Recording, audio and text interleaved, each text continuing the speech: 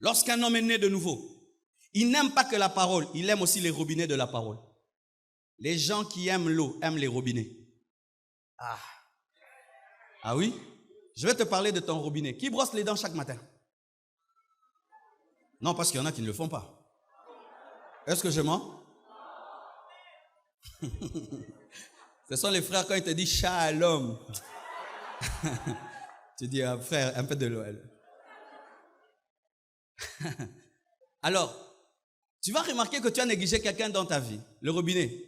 Toi qui brosses les dents chaque matin. Tous les jours, n'est-ce pas que tu vas vers lui? Amen. Hein? Moi, j'ai un robinet que je maîtrise. Non, c'est un robinet terrible. J'ai un robinet dans ma salle de bain. Alors, comme il y a un problème de pression, au début, il envoie une forte pression toujours d'eau. Alors, ce robinet-là m'éclabousse chaque matin. Donc, quand j'ouvre, il m'envoie toujours. Alors, j'ai une stratégie. J'ouvre comme ça. Et puis, il me l'envoie. Et puis, je reviens quand il se calme. Mais des fois, j'oublie. Il m'éclabousse encore. Je dis, ça, c'est quel genre de robinet impoli? Mais demain, je serai encore là. Si j'aime l'eau sans aimer le robinet, n'aurait toka. Si tu aimes la parole sans aimer le prédicateur, tu auras des problèmes de croissance. Pendant que l'autre brosse les dents, yoso que toka. Ta relation avec les hommes de Dieu conditionne aussi la manière dont la parole te bénira, parce que cette parole passe au travers aussi des prédicateurs. C'est pourquoi tu as remarqué, un prédicateur que tu aimes beaucoup, Dieu l'utilise beaucoup pour te transformer. Mais lorsque tu n'aimes plus un prédicateur, tu n'es plus transformé. Pourquoi? Le robinet est important pour que la régie des autres te donne l'eau. C'est pourquoi que personne ne te trompe. Aime les prédicateurs. Dieu est contre que tu puisses nous adorer. Molinga biso nzamba linga ngo fort. Bino bolinga passer na bino mingi. Et bon ba ina e. Bolinga passer bino mingi. Il faut to linga e. Si tu aimes un professeur, tu vas réussir à son cours. Mais si tu ne l'aimes pas, tu vas échouer. Il faut aimer ton pasteur. Même si quand je me tiens là, j'ai pas encore commencé à prêcher, tu es content. Oh, je te dis la vérité. Moi, j'aimais mon pasteur. Quand il prêchait, j'étais content. S'il ne vient pas à l'église, je suis malheureux. Pourquoi? Chaque fois qu'il parlait, il me révolutionnait. Aimez les serviteurs de Dieu. Amen. Hein? Aimez les instruments de Dieu. Quand vous étiez dans le monde, vous avez aimé des gens, n'est-ce pas? Des stars de ce monde. Ils ne te connaissent même pas. Ils ne bénissent même pas ta vie. Mais quand tu viens à l'église, il y a d'un côté la parole et d'un autre côté l'instrument. C'est pas normal. J'aime ses prédications, mais lui, je ne l'aime pas. J'aime ce qu'il dit, mais lui, je ne l'aime pas. Tu auras du mal à capter ce qu'il dit. Parce que dans la spiritualité, il y a aussi la psychologie. Ah oui, dans la spiritualité, il y a aussi la psychologie. On obéit facilement à celui qu'on aime. Lorsque tu aimes quelqu'un, il te dit, fais ceci. Tu le feras facilement. Mais si tu ne l'aimes pas, tu vas discuter. C'est pourquoi dans ta croissance spirituelle, le diable vient toujours attaquer ton amour pour les prédicateurs. Ah oui? Il peut commencer à te dire, c'est un magicien, c'est un magicien, c'est un magicien. Alors quand je me tiens ici, je veux prêcher, tu commences à tout discerner. Si je fais comme ça, au moins triangle, au moins triangle. Est-ce que Yoko Kangamaboko Bosa a triangle était?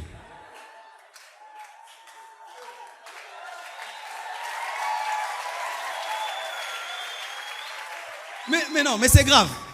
Si je fais comme ça, triangle. Yo kasi mata awa chape boy tout monsieur ça là et ça rectangle.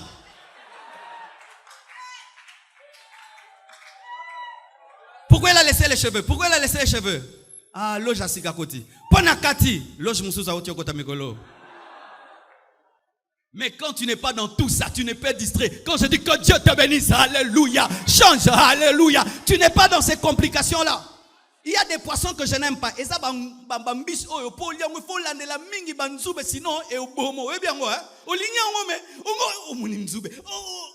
que mutaton na babilo rabongo? Yonga senga longola déjà banzube ponalia bien. Eza bamsupe yo ba kalobanza mokasa mbise tonda nzube. Alléluia. Ay mo paza muyibi. Alléluia.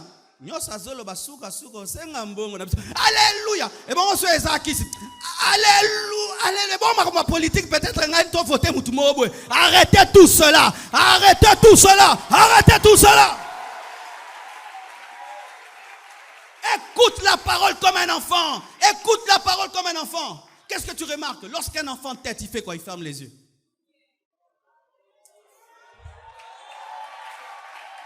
Lorsque l'enfant tête, un bébé tête, le bébé ferme les yeux. Pourquoi?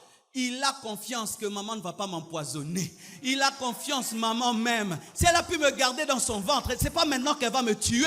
Mais il y a des bébés et kenge. Et kenge.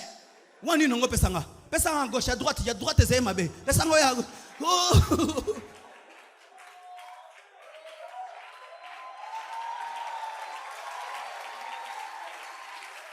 Omi maïele kolekana pasteur. Mais là, pasteur, tu n'as pas bien introduit, Et la conclusion dans tout ça. Va lire la Bible, la prédication de Pierre. Il y avait l'introduction ou le développement où. Il s'est seulement converti. Lorsqu'un homme aime la parole, il ne vient pas à l'église pour juger les prédicateurs. C'est vrai, il nous arrive des fois aussi de commettre des erreurs. On est des humains. Il arrive des fois même au lieu de dire Aman, j'ai dit qui? Naman. Toi, tu n'as jamais dit ça. Je peux dire Naman et puis je dis Aman. Mais moi-même, je sais que c'est Naman. Mais vitesse, kaka. Vrai ou faux? Ça peut m'arriver un jour, je ne me suis pas bien réveillé, je dis des choses. Mais quand tu viens, toi, tu n'es pas venu pour ça. Toi, tu es venu pour que Dieu te parle. Un nouveau converti vrai, il ne vient pas à l'église pour critiquer. Il ne vient pas pour chercher des fautes dans le prédicateur. Il vient pour manger. Écoutez ceci. Tu penses que un prédicateur, même le plus grand, n'a jamais commis d'erreur? Il peut même commettre une erreur doctrinale. Lui, il croit par exemple que le baptême du Saint-Esprit, ce n'est pas parlant d'autres langues, c'est le fait seulement que tu as reçu Jésus dans ta vie. Maintenant, pour cela, tu vas le jeter.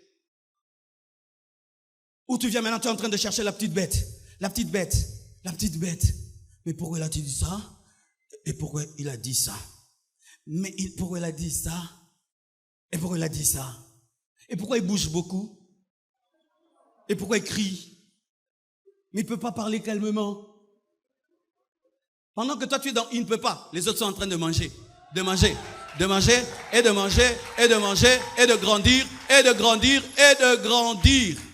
D'autres, ils peuvent même suivre comment il transpire, mais il ne s'essuie pas. Oh, mais bah tu baza penza. Ah, pas moussa mutoki nanu.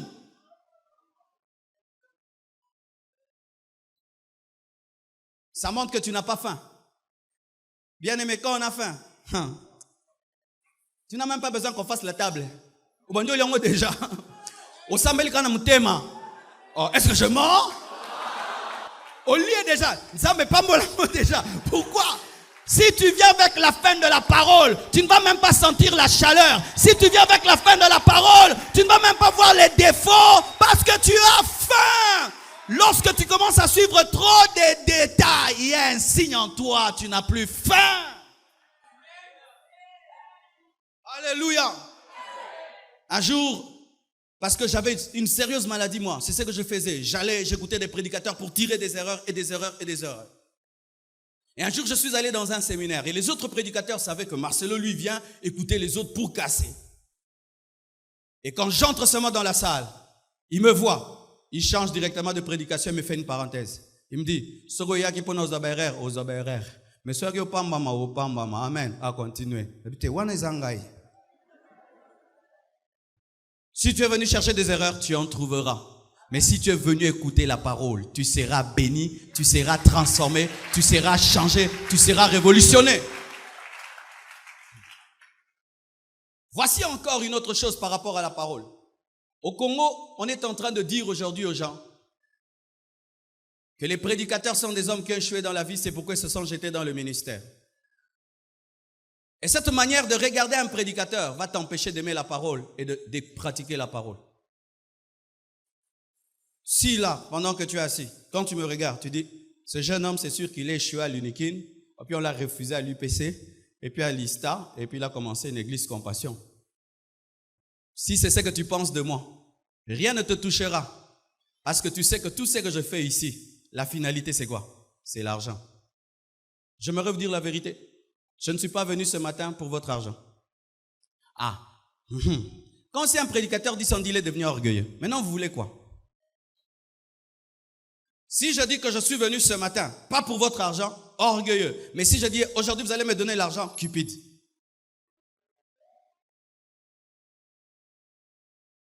Que personne ne vous trompe. Il y a certains pasteurs, s'ils n'étaient pas des prédicateurs, ce seraient des grands PDG. Oh oui? Oh, ils sont intelligents. Amen, hein? Rien que diriger les gens comme on vous dirige comme ça, c'est dur, hein? Vous savez ça? Dans une entreprise, si j'ai une entreprise, je paye les gens, si tu te conduis mal, je te chasse. Ça me donne quand même un certain pouvoir. Mais à l'église ici, même si tu fais le mal, je ne peux pas te chasser parce que c'est l'église de Dieu. C'est dur. Aux États-Unis, ils ont fait une étude dans la plus grande université, je crois, d'Harvard, sur le travail le plus difficile au monde. Ils ont dit que c'est être pasteur. Les Américains, les païens ont reconnu que le travail le plus difficile sur la terre, c'est être pasteur. Vous savez pourquoi? Quand tu es pasteur, tu dois être sociologue, philosophe, grand frère, mère, père, professeur d'anthropologie. Tu dois donner des conseils dans le mariage. Tu dois donner des conseils dans les affaires. Tu dois maintenant conseiller aussi les divorces. Mais nous sommes autant en côté. Mais nous sommes diplôme, nous sommes partout. Aussi, lorsque tu entres dans un taxi, tu n'as pas besoin de connaître la vie, la crainte de Dieu d'un taximène pour entrer dans son taxi. Mais un homme de Dieu, il suffit qu'il ne vit plus ce qu'il dit. Tu ne peux plus y prier là où il prêche. Personne d'entre nous, lorsqu'il entre dans un taxi, pose la question au chauffeur. Quelle est ta relation avec ta femme? Pour que tu entres, c'est tout. Mais si seulement, un jour, mon épouse entre dans cette église avec un œil au beurre noir, n'est-ce pas que tu vas quitter l'église? Donc c'est un travail où tu n'as pas qu'à parler. Après avoir parlé, tu dois continuer à parler au travers de ta vie. Si un homme peut réussir dans le ministère, il peut réussir partout. Ne considérez pas des hommes de Dieu comme des gens qui ont raté dans la vie, c'est pourquoi ils se sont jetés dans le ministère. Je ne te prêche pas parce que j'ai gâché ma vie ou j'ai raté ma vie. J'ai étudié, j'étais parmi les meilleurs en économie. Mais Dieu m'a appelé, j'ai refusé, il m'a rendu fou pour que je puisse le servir.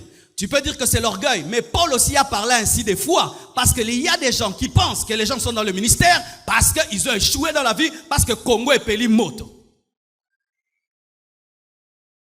Je ne te prêche pas pour que tu me donnes 1000 francs ou 500 francs. Je ne te prêche pas parce que je dois payer ma maison. Je ne te prêche pas parce que je dois acheter une voiture. Je te prêche parce que Dieu m'a appelé à cela. Que tu me donnes ton argent ou pas, je continuerai à prêcher. Je dis que tu me donnes ou pas, je vais continuer à prêcher. Essaye aujourd'hui, ne donne pas l'offrande. Demain, je vais prêcher. Qu'est-ce que ces idées-là font? Ça fait que lorsque la parole est prêchée, les gens ne la reçoivent plus comme une parole pure, alors que c'est la parole pure qui donne la croissance. C'est du genre maintenant quand quelqu'un prêche, derrière tout ça, il y a quoi? Il n'y a rien. Il n'y a que Jésus. Derrière tout ça, il n'y a rien. Il n'y a que Jésus. Lorsqu'on a commencé à servir Dieu, notre pensée, c'était pas de voyager dans le monde. C'était pas d'avoir des voitures, des jeeps, de s'habiller bien. Non. Dieu t'appelle, tu abandonnes tout, tu te consacres à lui. Et ce qu'il fait aujourd'hui, il le fait comme il veut, mais ce n'est pas ça qui nous a poussés à le servir. Si Dieu m'avait gardé comme un pasteur de 3 fidèles, pauvre, habitant je ne sais pas où à Maloeka, j'allais le servir de la même manière.